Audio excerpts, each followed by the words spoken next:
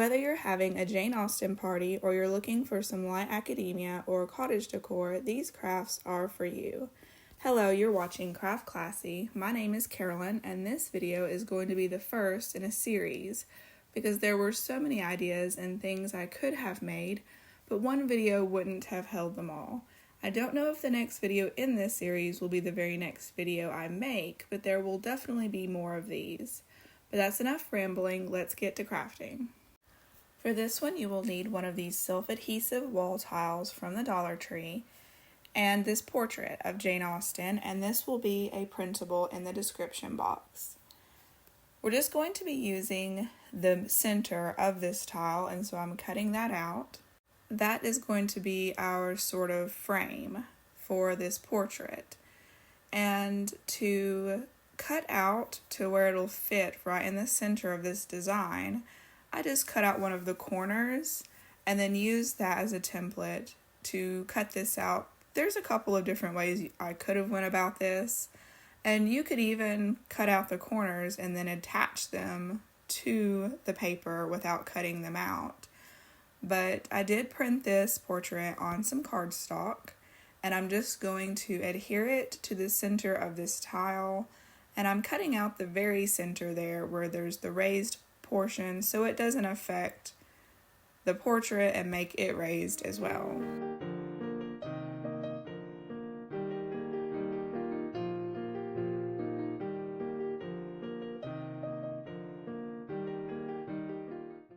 You could use any scrap wood that you have, or even use cardboard for the backing of this tile, but I'm going to use this wooden puzzle from the Dollar Tree, and because the corners are rounded, I'm going to round the corners of the tile as well.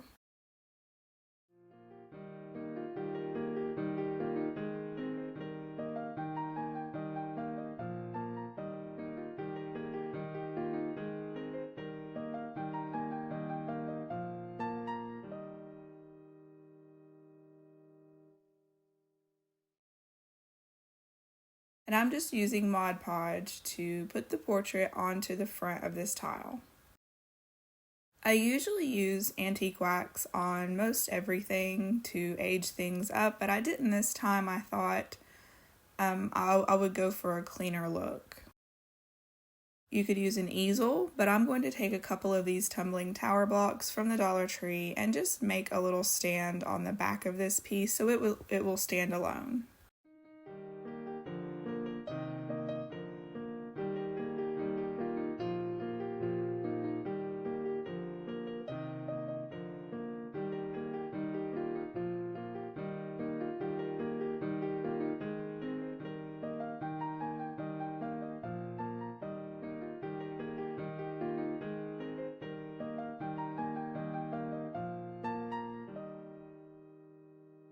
Anytime I can save a book that's falling apart from going into the garbage, I do, and I keep it to craft with the pages. For this one, you're going to need a container, and the size of your container will determine the size of the flower that we're making. I've seen this craft all over Pinterest, and I just had to try it. I thought it would work well with this theme. Your container does need to be round, and I'm just using it to trace around, and I'm going to make a good sized stack of paper circles. Then you're going to want to fold them all in half. Your first row of petals, you're not going to glue them to your container. You're only going to glue the paper to paper. Then once you've made it around one time, then you'll start gluing. And there really is no right or wrong way to do this. I think, the different ways that you might do it, your flower will just come out a little bit differently with, different sized paper circles, different sized containers. And you don't have to use hot glue. You could use, regular school glue. So this would be a great project to do with children. It would be really, easy for them to do because this is a very easy craft.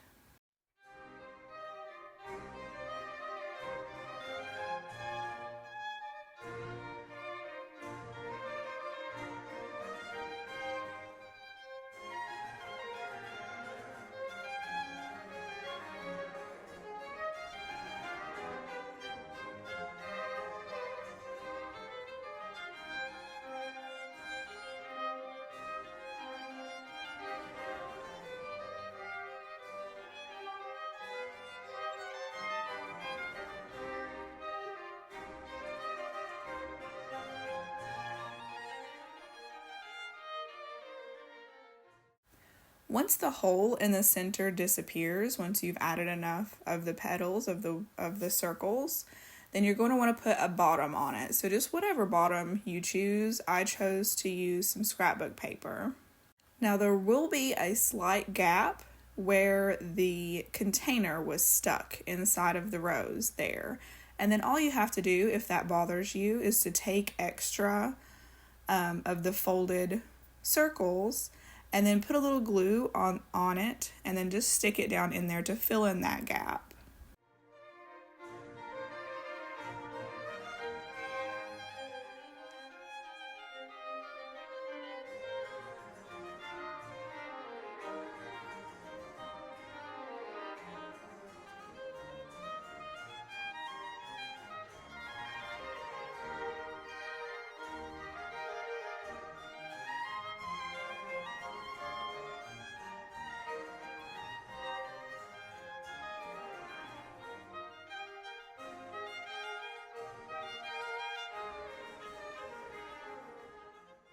This is just a quick reminder that if you like this video, give it a thumbs up.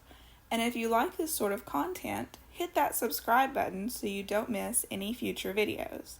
These are free ways you can help my channel and they are greatly appreciated. This printable will be in the description box and it's free, of course. All my printables are always free. But these are the spines of the Jane Austen books by Penguin Classics. And they are sized to the size of jumbo popsicle sticks, the width of those. And so there is the jumbo popsicle stick compared to a regular craft stick. And so it's the next size up from a regular craft stick. And so they are sized to the width of those craft sticks, but not the length. And so you're going to have to cut the length down to fit the printable there, and you're going to want to sand that after you cut them. I cut mine using my miter shears. The link to those will be in the description box, but you could also use scissors. This step is optional, but I'm using my Crocodile Big Bite to punch a hole into the top of each of these bookmarks so that I can put a ribbon through them. And to attach the printable to the craft stick, I'm just using Mod Podge. You can use any adhesive that you like to use. Regular school glue would work as well. Now I printed mine on craft paper, craft colored paper, so brown paper. And if you want them to be colored to look just like the spines do in person, I would just print them on white paper. But I like for things to look older. And so I did mine on craft paper, but that's totally up to you, whatever look you like. Unfortunately, not every craft stick is exactly the same, and so once I glued those down, there was some of them that had a little bit of hangover with the paper, and so you just want to take a sanding block and sanding away from you, take that excess paper off the edges there, and that makes for a really nice finish along the edge as well.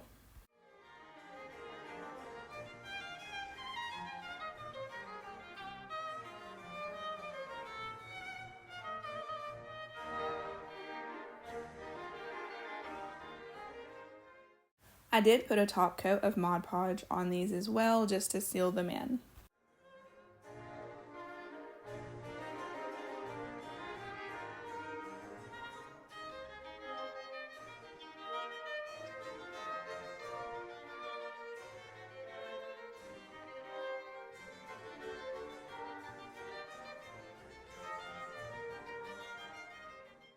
I used a few different types of ribbon and twine and string on these bookmarks, just, sort of a hodgepodge, but you use whatever you think looks best. And I did put some Mod Podge on the tips of all of these ribbon and twine pieces so they wouldn't unravel. These would make great party favors or gifts. And if you'd like to make them larger on larger craft sticks, you could size the printable up some before you print.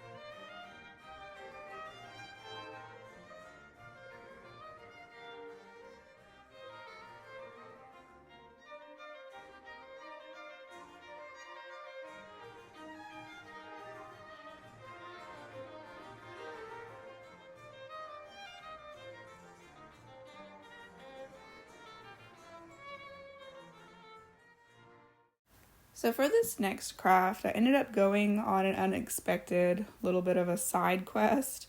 For this one, I wanted to simply make some placemats that were old newspapers from the time period when Jane Austen was alive. You know, pretty easy idea there. But I found out that she mentioned in one of her letters to her sister that her book, Pride and Prejudice, the publishing of that book was announced in the paper that day, you know, when she wrote that letter. And so I looked up the paper that she mentioned, and there was on a newspaper archive website, and they had a scan of that very paper that she mentioned. And so I just showed you where it announced the publishing of Pride and Prejudice. And so these will be in the description box as printables, and they are just a variety of newspapers printed in her lifetime. And included in those printables, the one called the Morning Chronicle, that is the one that has the announcement of the publishing of Pride and Prejudice in it, the very paper that she mentioned to her sister. And so that's pretty cool, but I ended up liking the look of this London Gazette better than the look of the one with the announcement in it. But I mean, whichever ones, I mean, if you were having a party, you could print one of each, or if there's one particular one you like, you could print all of the placemats as that one. But I just printed them on regular copy paper. I just made a mixture, put, in some water, some coffee grounds, and a tea bag, and then sprayed that water onto the paper to age it up. And then, of course, once that water got on it, got wet and it dried naturally, it wrinkled some. And so I just ironed that with an iron to smooth that paper out some. You could also burn the edges or tear the edges, make it look, as old as you want. Maybe do more coats of the tea, of the coffee, and just make it however you like. And once that paper dried, I simply took a glue stick and glued those two pieces of paper together to make them large enough to be a placemat.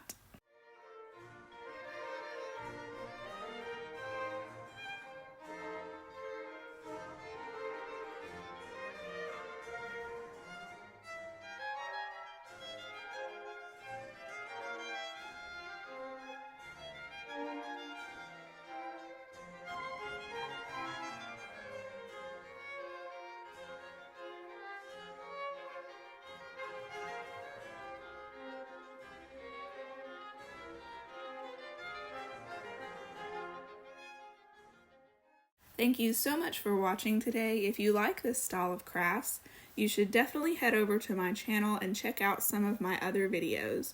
On most of them, you can see what I made on the thumbnail, but there are many crafts there in this style. I hope you all have a wonderful day. See you in the next one.